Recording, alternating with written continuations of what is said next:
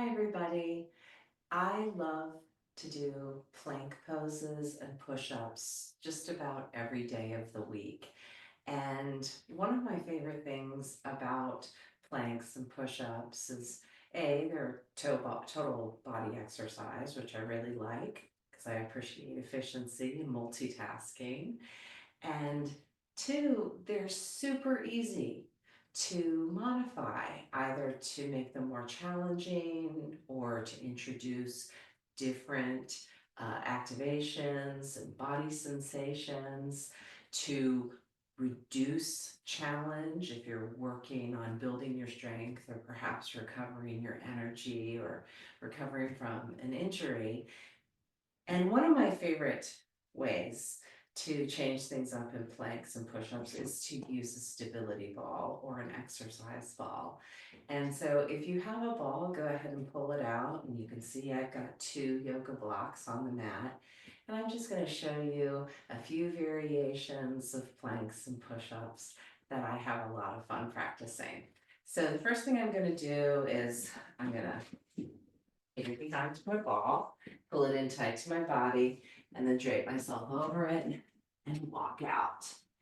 Now, the farther out your body, the harder it is. So if you want to reduce load when you're doing planks and push-ups on the ball, put more of yourself on the ball and just make sure that you support the weight of your legs at all times, because we don't want them to drag and to surrender into the ball. The ball is there actually just to keep us off the ground, but it's not really there to support us, if you will. So you can see I have my hands placed comfortably for me, and so they're a little more than shoulder width, and I feel great, and I'm just gonna bring myself down, push up. I feel really stable. Notice how my legs move up. I'm not flaring my elbows out to the side. I'm letting them move toward the back corners of my mat. And so this is one option. I can move my hands even closer together. My middle fingers are pointing forward. I kind of retract my fingers like they're claws. I keep supporting the weight of my legs. Pretend that I have Barbie feet. Turn my heels out slightly wider than my toes and lower. Push up, keeping the arm bones close to the ribs. So that's great preparation for Chaturanga Dandasana. This is just a really fantastic way to build tricep strength and to work on your forearm strength, etc. And of course, you would get to engage your glutes and muscles of the low back as your legs move up, as your chest moves in the direction of the earth. Now, let's say you want to practice plank poses. Again, the more of your body you keep on the ball, the easier it's going to be.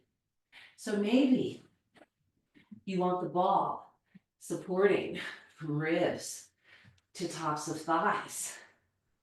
And then you can take your blocks and you can put your forearms down on your blocks if you have wrist concerns. You can adjust them to whatever height you'd like.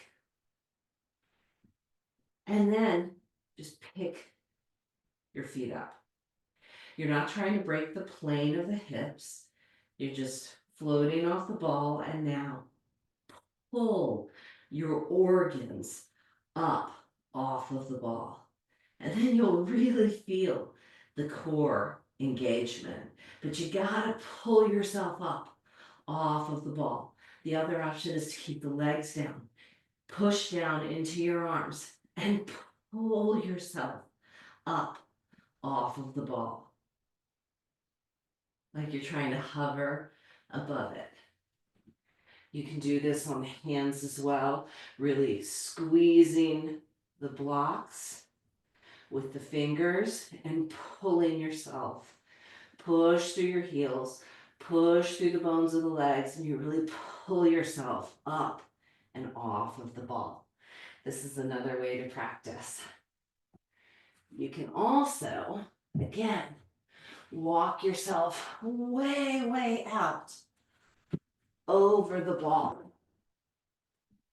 So just your legs, maybe even your forelegs, I'm trying to stay on camera, are on the ball. In fact, let me go ahead and pull the ball up. See how I did that so I can move it back? And then this is a nice loaded plank position. See, then if you want, you pull the ball in, roll it out. And I like to walk all around on the ball. And then you can see I sweep my legs around and sit up on top of it. You know, great hip mobilization training, if that works for you. And so these are just some options that you may want to play with if you have the ball and some time on your mat.